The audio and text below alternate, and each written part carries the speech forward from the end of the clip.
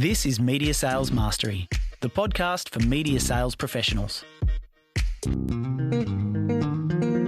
In each episode, we bring you information, insights, ideas, and interviews from some of the industry's top thought leaders. Head to mediasalesmastery.com to help pick the topic and guide the show. This is Media Sales Mastery, the podcast for media sales professionals. I'm your host, Jamie Wood, and our topic today is media strategy for media salespeople. As media salespeople, we often need to interpret and translate a media or comm strategy into our own channels in order to support a client campaign. A good foundational knowledge of media strategy allows you to ask more qualified questions and to have a greater context for the solution you're providing in the broader media mix. Our guest today is Julian Cole. Really happy to have this guy on. This guy's an Aussie based in LA. Julian is a strategy consultant. He works across a broad range of brands and agencies, Uber, Facebook, DDB, to name a few. Julian also publishes a newsletter for the industry called Planning Dirty. It is absolutely killer, packed full of really good creative and strategic resources. Even if you don't work specifically in the strategy function, I'd highly recommend you subscribe, as there's plenty of inspiration there on a very regular basis. So what I'll do is I'll put a link to that newsletter in this description, as well as Julian's contact details. Really looking forward to this one. The first five. Julian, welcome to the show. Thank you for having me. It's really, really good to get you on here, and thanks for making the time. I know the time difference in LA and Brisbane is quite substantial, but we managed to make it work. Mate, before we get into it, the main topic obviously is media strategy for media salespeople, but I'd love you to just tell the audience, a little bit about yourself, where you started, what you're currently doing, and a little bit about the Planning Dirty newsletter as well. Yeah, so I started out in communications planning at Naked Communications in Melbourne. And I came in at a time in the early 2000s where Naked Communications kind of had a new offering in the market where they saw an opportunity to help clients out with getting to kind of like a creative and media neutral idea before the creative agency went off and made the TV spot and the media agency went off and did a media plan. They came up with comms planning. And were kind of quite, I think, revolutionary back in the day. Obviously, it really changed in the last 10 years. But started there in Sydney and went on to work at a social media agency that lasted all of a year called The Population in Sydney. I think it might have been too early for its time, and then worked at another agency in Sydney called TCO before I made the move over to America, where I started working in New York at the agency BBH as a digital strategy director. And then I moved on to head up their communications planning department there and led the launch of the PlayStation 4. And that went on to be the highest grossing video games console in the history of video gaming. And then after that, wow. I went on to head up communications planning at BBDO. So at BBH, it was about 100 people, and then moving to BBDO was a massive agency of 800 people. And I looked after a team of 17 communications planners there. And for people in media, I'm sure you know of communications planning and usually think of it in the media agency.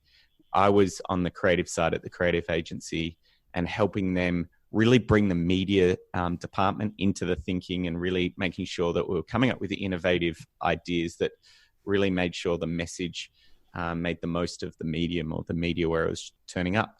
And then last year, I started consulting. I finished at BBDO after, in 2018, I took a year off, self-imposed sabbatical, and went traveling around the Middle East, Africa, and Central Asia. And then last year, I started consulting to both agencies and brands on planning and strategy in general. So I've been working with Apple, Facebook, Uber, Disney over here, as well as kind of doing a lot of education. And that's where my Planning Dirty newsletter, I guess, comes into the picture. I've started a newsletter about 3 years ago, and it's grown to over 21,000 planners or people interested in strategy. And there I share all my kind of strategy knowledge. And I've got, on top of that, is a Planning Dirty Academy, where I teach the skills of strategy. And every week I've got a new lesson, and there's over 8 hours of content there and a really good community. And have got about over 400 members as part of that. And yeah, it's really exciting. That's a kind of a big part of my job now as well as consulting.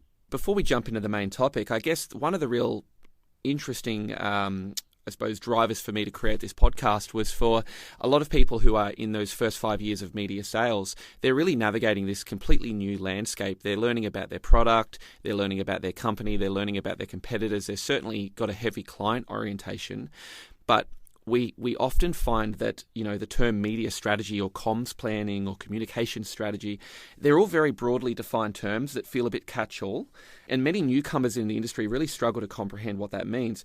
Is that has that been your experience? Would that be a fair observation that there is a disconnect with media salespeople really understanding what that process is? Yeah, I wouldn't just keep it to media sales. I think it's everyone. Everyone is dealing with this. I can't tell you how many times we would be up for renegotiation of scope, and the procurement agency would be like, why am I paying comms planning twice here? And we'd have to do a whole roadshow of like, what is the difference between comms planning and at a media agency and a creative agency? And because it's so new, I think there's a lot of education is part of the job. It's nothing you can just kind of jump into and show straight away. So I wouldn't just say it's media sales, but everyone's really trying to understand what the discipline is. And that's what I think I'm trying to do as well, is really make it as simple and easy to understand as possible, because I think it's really powerful when you can have these kind of tools of strategy brought to you. Media Sales Mastery. And so, given your experience in this very specific area of communications planning and strategy consulting, for the audience, I'd love to know your definition broadly of what is media and communications planning. So for me, communications planning at a creative agency usually is bringing, strategic rigor to the implementation process of a creative campaign. So once we have the big creative idea, how do we put all the pieces together to have a great integrated campaign? And what do we need to know? What are the kind of best practices for the different media channels? What are media partnerships that we're maybe not thinking about? And bringing and connecting all those pieces together and helping sell that idea through, and making sure strategy isn't just kind of a handoff. There's no, traditionally in creative agencies, there might have been a creative brief written by the planner, and then they would be in the first review of the creative, and then their hands would be off. With comms planning in a creative agency, you're really hands-on in that kind of step of ideation to the actual creation. Now, media planning, comms planning, I see as more helping to work out, looking at media consumption habits and really understanding the target and where we can reach this consumer, and coming up with a media plan that makes the most sense for who we're going after. And if they're a great media planner, they're probably taken into account what is the creative idea and how should that idea come to life. So I'll give you an example. There was a brand when I was at BBH that I was working on called Cole Haan. They were kind of a bit of an old brand of shoe that, the accountant in the office would wear, or your retiree grandparents would wear. And they realized that they had a massive audience that they could tap into, which was like fashion, their fashion shoe line. They always had this line, which was, there was a massive growth in the market, but they weren't able to kind of tap that growth.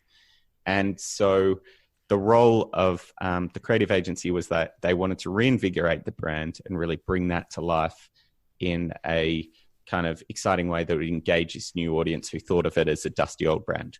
And they just signed a partnership with Nike. So their shoes had this Nike Air Max technology in them. So they were a really comfortable shoe to be high heel, to be walking around with.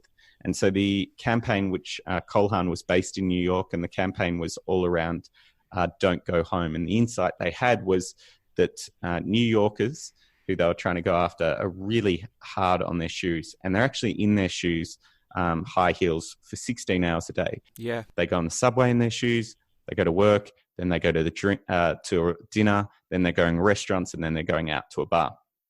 And so Cole Haan's advantage was where other heels would make you go home, and that would be the reason you have to go home because your feet are so sore. Cole Haan, they allowed you to stay out for longer. And so the media strategy was, let's turn up in that 14th to 18th hour. So where are those people who are usually, their feet are starting to hurt, and this is the time they would usually say, I'm going home now. So the media agency worked with the creative agency, and we had campaigns where we had all these statements on roller doors. So when businesses shut for the day, there was sayings there, which was like, your diary's getting bored with you, don't go home. Your fairy godmother tells you to stay out. And so all these kind of provocations to get people to stay out. They also had a toasted cheese van, which gave you energy to stay out. And that only came out at midnight.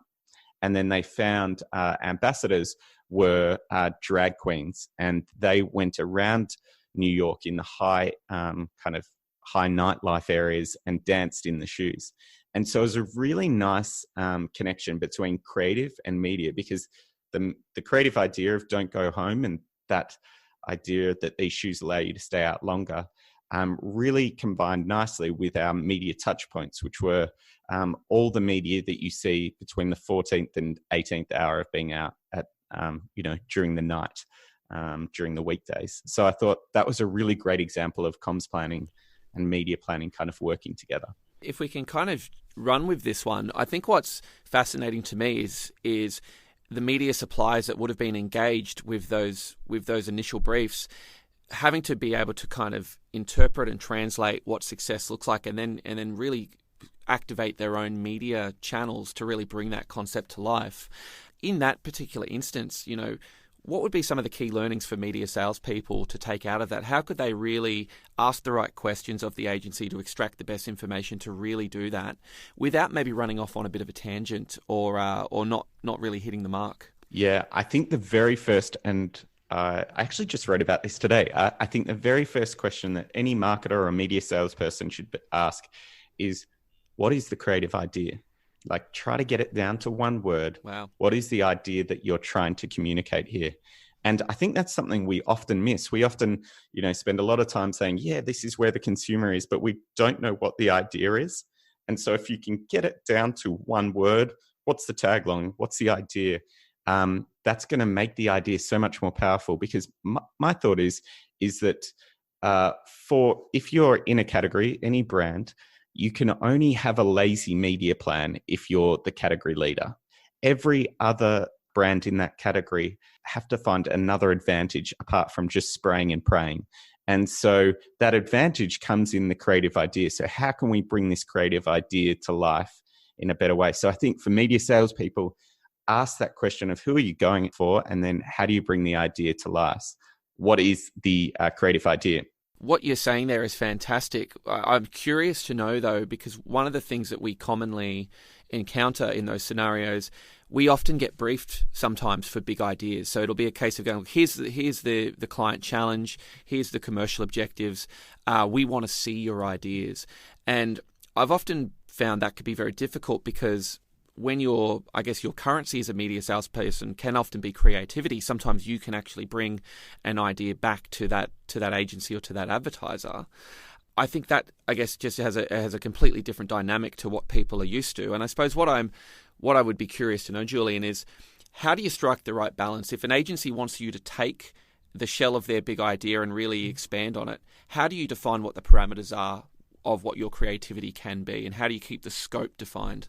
I think there's always going to be, run wild on the creativity. I think there'll always be some brand parameters, and you kind of want to know what they are. Even the clients will have that. There'll be some type of tone that they're working for. So, kind of like if you think about McDonald's versus Burger King, that, at least you should start investigating the differences there. So McDonald's is much more family, and they're the leader, and it's kind of having that warm meal together, or that's what they're trying to bring, family, community together, where Burger King or maybe Hungry Jack's in Australia is a bit more... Yep, appreciate the cultural reference there, yep. Sorry, a bit more of a provoker, the jester, and that different character. So you'd want to make sure that there's some lens or angle that you bring those ideas in on. And that might not be coming from the creative agency. That's just the overarching brand. But I think my one thing is I often get to what I call like an idea statement, and then 2 or 3 terms or things that make sure that that creative execution is on the idea. Because the worst thing is you got the Chinese menu of, hey, here's 15 different things we can do, but none of them kind of tie together. So if you have an idea statement and, hey, every idea is going to have these 3 components, you're more likely to have success, I think, in selling an idea or a creative concept through to the media company or even the client. I think a lot of people who are in our audience actually sell media solutions to smaller advertisers. So they sell their channel of radio or television or digital media. They sell that typically directly to a marketing manager within a small business. And when you're selling media in isolation and you're selling into clients that might be bound by certain budget constraints, but might be competing against broader national advertisers, I think we have a challenge there in that we still need to develop a media or comm strategy, but in that context of working with a smaller advertiser and being able to create a media strategy for our channels. And I'm curious to know if there's any sort of framework that you've come across or any sort of examples of what best practice might look like when you're dealing with those scenarios. So the way that I like to sell creative ideas, I call it the Rick James model. And so Rick James, amazing salesman, he sold punk funk music to Motown. And I'm like, oh my God, like Motown never sounded like that. And he was able to sell punk funk music through. And I think he's a great example of how you actually should sell ideas. And so I use the acronym of RIC to present all our kind of creative campaigns. And I guess this would apply to you guys too, is that I take everything through the RIC model, which is you start with the role. So what's the role of it within the broader overarching campaign, or what is the creative idea that this campaign is going to solve? So that's the R. The I is the idea. The C is the cost, and the K is the KPIs. And so every presentation I do is always in that kind of structure of role, idea, cost, KPI. For innovative work that is new, this is the best way to sell work. And I think media people are way better than this than creative people, but having the role there and the strategic role that this is going to play is kind of key. Then the idea, then the cost of what this will cost in terms of, I guess for you guys, it's like media working and kind of non-working dollars, and then the KPIs that they can expect to see. And this model just seems to help sell work through, especially if it's work that's a bit more innovative, tends to be the way that we sell work. And this might be a bit simplistic for media sales because you're like, that's what we do on every pitch. But in creative agencies, this is like something new. We don't usually present like that. We only present ideas and then wait for the client to love something and then buy it. So I don't know if that's too helpful or not. No, that's perfect. I mean, I think we all know that like theoretically a great idea will work better for the advertiser. And so much of what we do to decommoditize our product and service is we have to lead with great ideas and great solutions. But I think that does bring it back into something a little bit more robust as a framework, because one of the issues I think we do have in our industry of media sales is we understand that creativity is desired by our clients, but we do struggle to put structure around that. I think, you know, the common trope that happens in media sales is we employ creative people and we throw a brief into them and go come up with some ideas. And my view has always been that creativity is I guess everyone's responsibility. Would that be your view? Do you think that inherently you either are or aren't creative, or are there things that you can do to make yourself more creative? Yeah, I think there's probably what I've noticed is that if you've worked in creative agencies, you kind of, you know, anyone can play basketball. That's true. But if you're going to play in the NBA or the NBL, you've probably practiced a hell of a lot and done thousands of hours. And I think that's true in creative too. You definitely notice that at a creative agency, I think that creatives who actually have got that in their title, copywriters and art directors, are faster at getting to ideas that are kind of what you call a bullseye on the creative brief. So I do agree that creative ideas can come from anywhere. But what I noticed, I actually was like a creative at BBH for like a hot 5 minutes. And I realized how painfully hard it is, because they don't just have kind of a brainstorm session and then present kind of 20 ideas. They will go through rounds, hundreds of ideas, and then their creative director will choose 2 of them, and that is quite different from strategy. Strategy, you usually only come up with 1 or 2 strategies and then you choose one of them. And that's actually something that I really respect in creatives, the rigor that they put into getting to creative ideas. So yes, I think anyone can come up with an idea, but is it an idea that's going to be on brief? Maybe not. I think that's a little bit harder. And then I think to me, my definition that I work off for what an idea is 2 things that you usually don't see come together, put together into kind of that's what a creative idea is. 2 things that usually don't go together, being combined and brought together. And that's what makes an idea. And so having that definition and understanding is super helpful, because it helps get everyone on the same page, and then helps you understand what you're actually looking for. You're talking about 2 opposing ideas coming together, or sort of a natural tension occurring. Two thoughts is what leads to 2 thoughts that usually don't go together, being put together. So I think if you look at the latest Burger King ad, that's all about the moldy burger. You might have seen it, and maybe you can give a link in the group. So I think there was an understanding between fast food that you always have this beautiful kind of food porn. There is one side of it. Food porn was one side of it, and there's always the beautiful shot of the food. On the other opposing side is the real backlash against preservatives. And they've kind of combined those 2 things and created these new ads, which are burgers, Whoppers, after 30 days, which are all moldy and disgusting. And that's 2 things that you normally don't go together, and something that you're seeing for the first time in a new context. And that's what a creative idea is. We haven't seen that before, so that's why it's shocking us. That's why it's getting strong reactions, I think, online. Oh, absolutely. Because they're making us look at 2 things that usually don't go together. I'm kind of curious to just hear from you, and I'm sure the audience is too. Across that broad suite of clients that you interact with, what do these people actually value from media suppliers and media salespeople? Are there specific approaches, behaviors, resources that a media salesperson can bring to the agency strategy relationship that are really viewed favorably and feel like they're really contributing to the betterment of the work? Yeah, I think the biggest thing, so this is from I think a creative agency perspective, and you've probably been on the opposing side of this, is having partners who are willing to work with you and flesh an idea out, even if they come to you with something that kind of breaks the tool to begin with. So a lot of times we have ideas. I'll just use like a digital platform to begin with. Or actually, let me do radio. So they'll come and say, hey, can you say this in the middle of the show? Can you get them to do this crazy segment in the middle of the show where they eat moldy burgers? And the first reaction is, no, we can't touch the show content. You can go into the ad breaks, but you can't go there. So here's the 30-second spots that you can go with. That's usually how the response goes, and that happens a lot.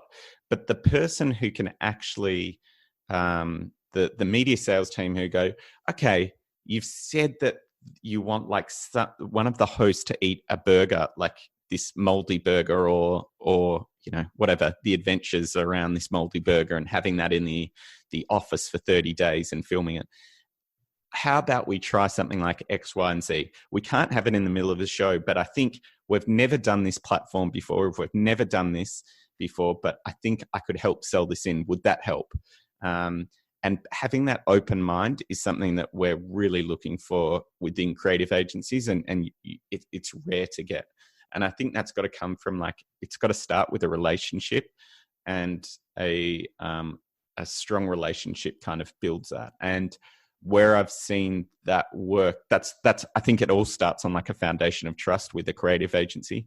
But hopefully the value is twofold for both people, is that on one side, for the creative agency, they get to do something innovative. We always want to do the first of type of ideas. But on the media sales side, hopefully that you've got something that you can put in your creds deck to show clients and say, hey, here's something more innovative that we can do as well. But I'd love to hear your response, because I'm sure you've heard this from creative agencies who come with really dumb ideas that don't work.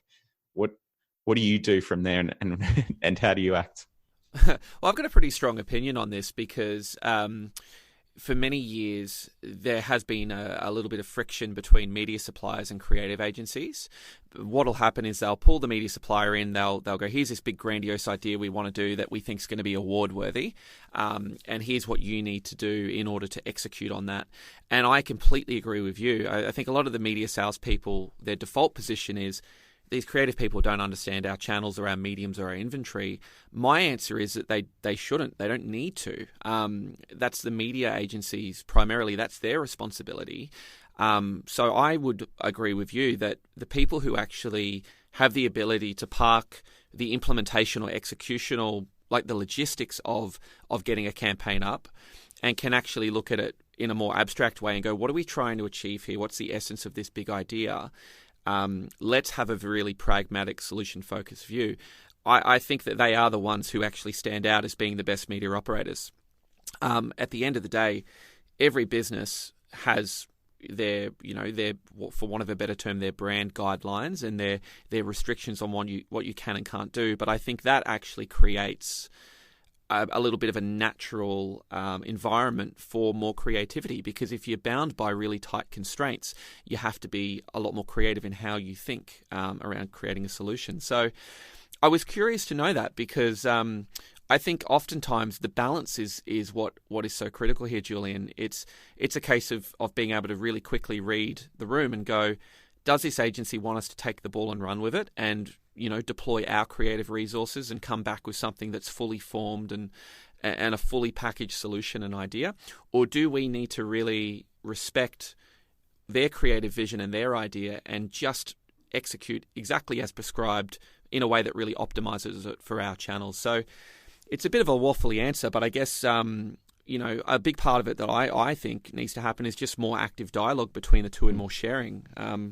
Curious to hear if that resonates with you. Yeah, I think that's key. And the one thing is I love doing this because it gives me insight into the side of media sales. I'm actually going to sit in a media agency for the next 3 months because I want to understand better the media agency's perspective. And I think having that empathy helps. And one thing that you might, or your listeners, if they work in media sales, might find interesting is just understanding a little bit more about the psyche of like creatives. So having worked with creatives for a long time, the awards are just so important. If you're creative and you don't win awards for like 2 years, your career is going downhill or out at best. It's a really cutthroat industry, and you need to constantly win awards to get promoted, to get to better agencies and better pay. And it's a really hard thing to understand. So that's why it's so important for creative awards, because that's their way of kind of putting themselves on those kind of media rungs. The thing about creatives is also they've got the shortest life cycle within an advertising agency. If you are working in a creative agency and you're above 45, you are in the small minority in a creative agency. There are not many, there's only senior leadership. There's pretty much no one who's working. It's a very ageist industry. That's just the way it is. I don't think it's going to change anytime soon. I'd love it to, but that's just the way it is. And so there's so much pressure on your career to win awards really early. And the other thing is, I've got this analogy called pad thai creative. And the biggest frustration for a planner or a strategist in a creative agency is that the creatives will always come back with the 60-second film TV spot. And it was very frustrating. And until I started to really understand why that was.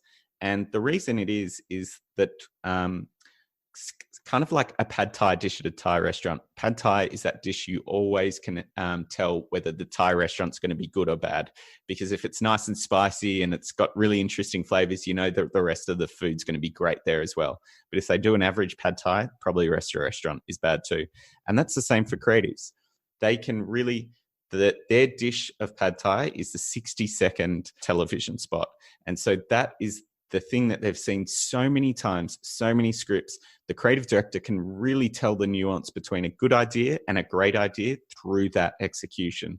And so that's why even if we write briefs of saying, hey, well, the inventory they've got here is only 15 seconds, they'll still come back with a minute script, because that's what they know. They've kind of looked at that their whole life. And I think the other interesting thing about creative directors is when you're actually speaking to them, you're not actually speaking to the creative director, you're speaking to their boss from 10 years ago, because that's the person who evaluates the works. How they were trained and how their eye was kind of formed of what good creative looks like is what they bring to future jobs. So understanding all that can probably help you have a little bit more empathy and understanding of who they are and how to attract them. And for me, if media agencies, the biggest pet peeve that creative agencies have is that the media agency will come up with ideas and present ideas that have got nothing to do with the creative idea that we presented. And that is infuriating. And it really undermines everything we do. And I think as a media sales, if you're in media sales, you've been asked by the media agency, hey, can you respond to this brief? And here's a couple of words and here's who we're trying to go after. And you're just doing the right thing. But for the creative agency, that causes a lot of headaches. That is so good to hear, such an unfiltered assessment of what's actually going on. I mean, people respond to incentives, and having that really candid viewpoint on what actually drives their success, what their motivators are, is great context for people who really want to up their, they're just their EQ in this industry. What I was also curious about, Julian, is your perspective on, and how do I say this in a way that's kind of simple for the audience? Do you recall the podcast you did, the Sweathead podcast you did, where you were trying to sell plant-based burger meat as a substitute to people in the Midwest? Yes. One of the things that was interesting about that was when you were looking at potential target audiences, you started thinking about media partners that could help you influence or speak to accountants, and you started pulling out names like H&R Block and different accounting bodies. One of the things that I just thought was an interesting area to kind of explore quickly was when we think about our audiences as media suppliers, we typically think about them as just our broadcast channels, the people that we actually, deliver our content to day.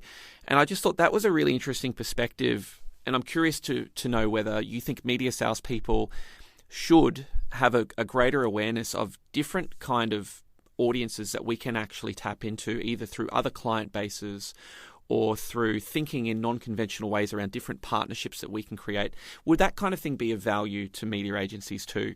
Yeah, 100%. I think that's the really exciting areas, like how do you influence different people to get the final result? And I think the broader you can think about that and who your different audiences are, the more effective you can be. And so I think we had another example where this often happens. We created a tool that was going to help you perform better in bars. And it was like a bar sports, and it was for a spirits brand. And they had this special technology that was going to help you be able to perform better in bars. And so our idea was, okay, well, who can help you reach that audience? You could just advertise in bars. But the one thing we thought was bar sports leagues. There's lots of them. Could we just find the social network? Because there's online technology now online social kind of networks that have all the ladders for these online bar sports. And so our thought was, let's go to them because they've probably already got a database filled with these kind of bar sports leagues athletes. So let's use them to go after our audiences. So I often am thinking about like that length of like who else owns that same audience that we're going after. I think that's a great example where when trying to find, like, to go, who owns that audience, like, does that process, is that quite laborious for you? Is that like, okay, we have to actually go and canvas the entire sort of landscape to find who we think might be the right partner to help deliver us that audience? I don't think so. I think it's to me, it's like it's a bit of a creative exercise. It's kind of thinking out of the box. Who else owns this audience? Who could we partner with? And that's a brainstorm that you can kind of have by yourself. But another example of that, which is interesting from a media point of view, is probably the evolution of Foursquare. So, and maybe you know this, and maybe your listeners know this, but I thought this was really interesting. At first, they were selling ads on Foursquare, the kind of check-in technology. They were selling the ads like to different restaurants and fast food groups. But then what they realized was, actually, we're sitting on all this data, location data of where people are going. And so they started giving that to planners at creative agencies, and it was a gold mine. And then they started selling that access to that data. And so here you've got a check-in app for checking in and socializing with friends, but they were able to rethink their model to get a new audience in there. And for planners, that was like gold. We were loving that. So if you've got insights around an audience in a really interesting way that you thought, actually, we should think about it in a different way, and how can we sell that? Yeah, I think it's a good thing for people listening at home. I mean, if you work in trade media, so if you sell media into particular professional services verticals, I've always found this to be the great missed opportunity. Is if you've got an audience of accountants, you typically try to sell them accounting software and awards nights and whatnot. But think about the actual visibility that accountants would have across a number of different major purchases, and whether there's actually a way to go and position that audience to a number of different advertisers. And similar to people who work in broadcast, I think the challenge we often have when we're talking about these big mass audiences is generating insights across a massive broadcast audience. Sometimes it's worth actually thinking a little bit more of that niche space and going, could we actually unearth some real nuggets of gold within this broadcast audience of these really unique little pockets of gold around different kind of audiences that we can actually engage through different channels that are extensions of our sort of broadcast brands. So I thought that was just one thing I really enjoy about listening to, you speak on podcasts and your content is it's always giving me new ideas and thoughts for how I could take that and see if there's a utility in the media sales discipline. We're going to wrap this up shortly, but I want to jump into the last topic. I can't ask my sales manager that. This one's interesting because it's called I Can't Ask My Sales Manager That. Now, granted, you're not a sales manager, but I know that a lot of what you do with Planning Dirty, I've noticed there's a lot that you do around the operational side of running an agency, how to deal with interdepartmental process conflict, how to resource up during busy times. So I thought I'd throw this question to you, and I'd just love to get your kind of immediate perspective on this issue that this particular media salesperson is struggling with. So I'm going to read you the question now. The name has been withheld. It came to me from LinkedIn, but they're based in Perth. The question is, I really struggle with my organisational's internal processes. Our National Sales Director says that we are to be 100% client-focused and that our priority must always be to deliver upon the client objective. The issue I have is the journalist team and the digital content team are far too laser-focused on the content outcomes. Whenever we develop a strategic solution to a client brief and we take it into the brainstorm or to an editorial meeting, it's inevitably hijacked and morphed into something that completely deviates from our strategy. How do I get people in the process to understand that our job is to deliver upon client objectives? What's your initial reaction of that? Does that strike you as something that is unique, or does that feel like it's a common issue that maybe occurs across the board? Oh my God, it's a common issue. Yeah, no, I was listening to it. I'm like, that sounds like a creative agency. All you're telling me there is like the client and the creative team. This is like literally the exact same problem. So yes, it's uncanny how similar this is. So creatives often, we will write the brief, and then what happens is they will often one-up the brief and write their own brief and answer their own problem. Now, I think it comes to a couple of things that I would speak about here. The first is the idea of what I call, actually I don't call it, it's called nemawashi, which is a Japanese term for the way that they deal with office culture, which is all about hallways over boardrooms. And I love this strategy. And I used to hate it, and now I love it. I think diplomacy is a really big skill that we just don't teach anyone in this profession, but we should, because it's how you deal with politics. And so the idea of nemawashi is that you should be building up allies before you get into a meeting room. So nothing is presented for the first time to multiple people at once. And I think that is how you have to think about your strategy. You've really got to take it on a roadshow, have those important discussions outside the meeting room. And so you want to build an alliance. So when you do go into that meeting, the number one decision maker you need to kind of sell this to is already is either already sold, or you've got an alliance of people who can push the pressure onto that decision being made. You never want to present to two senior people at once. You only want to be presenting to one. I learned that the hard way.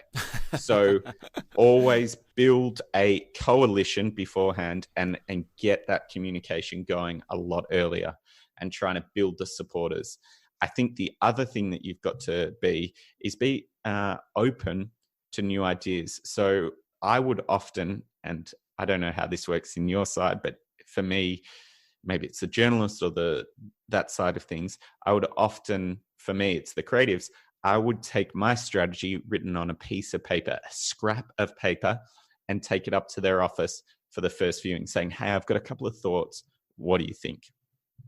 And that was really important, because as soon as you get into a presentation or a deck or something printed out, it's too late. It feels too final. But if you've got something that's a scrap and a piece of paper, it feels more like they can have an input on what you're saying, and you want them to give feedback. I think you need to be strong on whatever is your core beliefs, but be very malleable on everything else that kind of exists around there. And so that would be my second idea. So two things. Nemawashi, make sure you're really concentrating on the diplomacy of it, having those conversations in the hallways and building an alliance before you go into the meeting. Second thing is to be taking to the people who you think are going to be against you, taking them scraps of paper with your thoughts and getting them to build it with you. Phenomenal answer. I mean, I could not add an additional thought to that. I think that is great. It's interesting how much of this can sometimes feel like it's really too complex to fix, or there needs to be a process or a cultural fix. But you're absolutely right. I think it's as simple as some of those soft skills of just understanding the internal politics and looking at how you can kind of, the persuasion is the great term they use. How can you persuade someone before they see the idea? That's awesome, Julian. Like, I know we've got a hard stop on this meeting, but I just wanted to thank you. I think what's been really interesting, I mean, I've done a lot of these podcasts, and when we're talking media sales, I can ask really, really well articulated, well thought out questions. What's really apparent to me is even how little, after over a decade in media sales, how little I actually know about this. So appreciate your patience in deciphering my rambling with some of these poorly constructed questions. I guess the last thing I want to ask you before we wrap this up is, do you have any parting thoughts for media salespeople before we wrap this up on just anything that you think could elevate what we do, anything that you think would be a massive missed opportunity if we weren't to capitalize on it? We'd just love to hear from you, your perspective on the industry and what we're doing here. I always think that media sales are the most powerful people in the building and in this whole kind of relationship. So that's kind of has always been my opinion, is like these guys hold the keys to everything. I think the one thing that I'd come back to is kind of that empathy point and really understanding the creative's point of view and what they're trying to do. I think there is probably a point where what I'd love to see is that I realize that for most media salespeople, you're going to be flat out off your feet. You've probably already got too many meetings. You're probably doing already too much work as it is. But if you can just build in 10% or 20% of time where you can kind of chase down these kind of creative ideas and really put some thought to, okay, let's build this creative partnership. We've got something here, and try to build that kind of piece of work that will be in the creds deck for next year. and bring a creative agency in, that would be amazing. That would be so helpful to the creative agencies and creatives and strategists who are sitting on that other side of the fence. We really want that partnership, and we really want to make great ideas happen, and we definitely need you. And conversely, we need you guys. I mean, I think that's the big takeout for me here, is to say that we've really got to kind of just foster better dialogue between the two, and better empathy and better understanding. One of the real failings of our industry is that I think many times we are just too client-oriented. And what I mean by that is when we're bringing a brief into creative people and it's come from a media agency or from a direct client, we often don't take time to actually properly understand the content teams, the creative teams, how they're wired, how they need to work, what the best inputs are to get the best result out. So I don't think that it's ever going to be completely solved, but I think that it's, it's heartening to hear some of those answers you gave to those questions. Julian, anyone in the listening audience that wants to connect with you, reach out, what's the best way for them to do that? LinkedIn and Twitter. I'm Julian Cole at both. Awesome. I'd love to get you back on at another date. I really thank you for making the time to be on here today, mate. And for anyone listening at home, can I please implore you to go and join the Planning Dirty newsletter? It is fantastic, fantastic resource for people who just want to elevate their game in any area of media, advertising, strategy, comms planning, etc., etc.